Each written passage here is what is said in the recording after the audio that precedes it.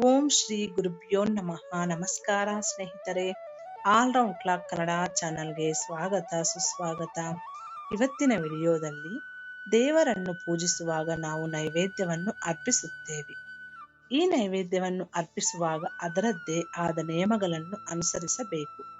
ದೇವರಿಗೆ ನೈವೇದ್ಯವನ್ನು ನಾವು ಹೇಗೆ ಅರ್ಪಿಸಬೇಕು, ಯಾವ ಪಾತ್ರೆಯಲ್ಲಿ ದೇವರಿಗೆ ನೈವೇದ್ಯವನ್ನು ಅರ್ಪಿಸಬೇಕು ನೋಡೋಣ ಬನ್ನಿ. ಈ ವಿಡಿಯೋ ನಿಮಗೆ ಇಷ್ಟ ಆದರೆ ಫುಲ್ ವಿಡಿಯೋ ನೋಡಿ ಸಪೋರ್ಟ್ ಮಾಡಿ.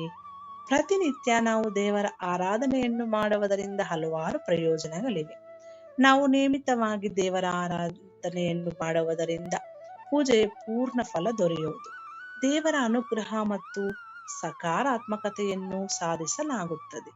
ಪೂಜೆಯನ್ನು ಮಾಡುವುದರೊಂದಿಗೆ ಮಂತ್ರಗಳನ್ನು ಪಠಿಸುವುದು, ನೈವೇದ್ಯವನ್ನು ಅರ್ಪಿಸುವುದು ಹೆಚ್ಚು ಮಹತ್ವವಾಗಿದೆ.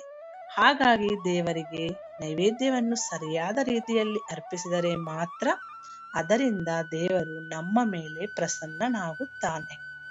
ಈ ರೀತಿ ಒಂದು ವೇಳೆ ನಾವು ತಪ್ಪಾದ ರೀತಿಯಲ್ಲಿ ದೇವರಿಗೆ ನೈವೇದ್ಯವನ್ನು ಅರ್ಪಿಸಿದರೆ ಅದರಿಂದ ದೇವರ ಪೂಜೆಯ ಪೂರ್ಣ ಫಲ ನಿಮಗೆ ದೊರೆಯುವುದಿಲ್ಲ.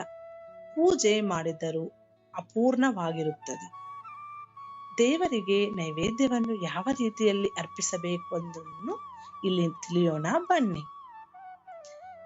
ದೇವರು ಮೆಚ್ಚಿನ ನೈವೇದ್ಯ. ಶಾಸ್ತ್ರಗಳಲ್ಲಿ ಗಣೇಶ, ವಿಷ್ಣು, ಶಿವನಿಂದ ಪ್ರಾರಂಭಿಸಿ ಎಲ್ಲಾ ದೇವತೆಗಳಿಗೆ ಭೋಗವನ್ನು ಹೇಗೆ ಅರ್ಪಿಸಬೇಕು ವಿವರವಾಗಿ ವಿವರಿಸಲಾಗಿದೆ. ದೇವಾನುದೇವತೆಗಳಿಗೆ ನೈವೇದ್ಯವನ್ನು ಅರ್ಪಿಸಿದರೆ ಅವರು ಬೇಗನೆ ಸಂತೋಷ ಪಡುತ್ತಾರೆ ಎನ್ನುವ ನಂಬಿಕೆ ಇದೆ.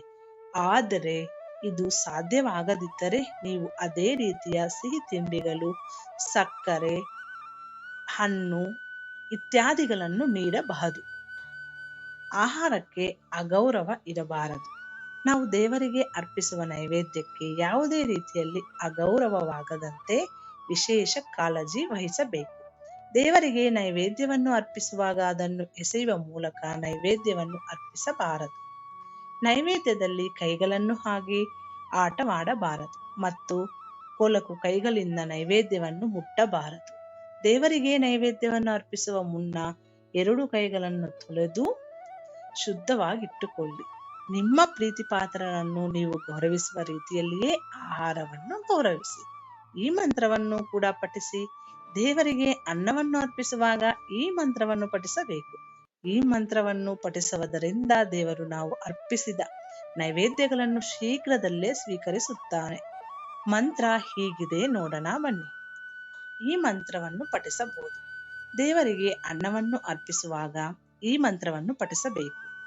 ಈ ಮಂತ್ರ ಪಠಿಸುವುದರಿಂದ ದೇವರು ನಾವು ಅರ್ಪಿಸಿದ ನೈವೇದ್ಯಗಳನ್ನು ಶೀಘ್ರದಲ್ಲೇ ಸ್ವೀಕರಿಸುತ್ತಾನೆ. ಮಂತ್ರ ಹೀಗಿದೆ. ತ್ವದೀಯಂ ವಸ್ತು ಗೋವಿಂದ ತುಭ್ಯಮೇವ ಸಮರ್ಪಯೇ ಗೃಹನ ಸಮ್ಮುಖೋ ಭೂತ್ವಾ ಪ್ರಸೀದ್ ಪರಮೇಶ್ವರ. ಈ ಮಂತ್ರವನ್ನು ಪಠಿಸಬೇಕಾಗುತ್ತದೆ. ಈ ಲೋಹದ ಪಾತ್ರೆಯಲ್ಲೇ ನೈವೇದ್ಯವನ್ನು ಅರ್ಪಿಸಿ. ದೇವರಿಗೆ ನೈವೇದ್ಯವನ್ನು ಅರ್ಪಿಸಲು ಯಾವಾಗಲೂ ಚಿನ್ನ, ಬೆಳ್ಳಿ, ತಾಮ್ರ ಅಥವಾ ಹಿತ್ತಾಳೆಯಿಂದ ಮಾಡಿದ ಪಾತ್ರೆಯನ್ನು ಬಳಸಬೇಕು. ಇದಲ್ಲದೆ ನೈವೇದ್ಯವನ್ನು ಮಣ್ಣಿನ ಅಥವಾ ಮರದ ಪಾತ್ರೆಗಳಲ್ಲಿಯೂ ನೀಡಬಹುದು. ಆಹಾರವನ್ನು ನೀಡಲು ಅಲ್ಯೂಮಿನಿಯಂ, ಕಬ್ಬಿಣ, ಸ್ಟೀಲ್ ಅಥವಾ ಪ್ಲಾಸ್ಟಿಕ್ ಪಾತ್ರೆಗಳನ್ನು ಎಂದಿಗೂ ಬಳಸಬಾರದು.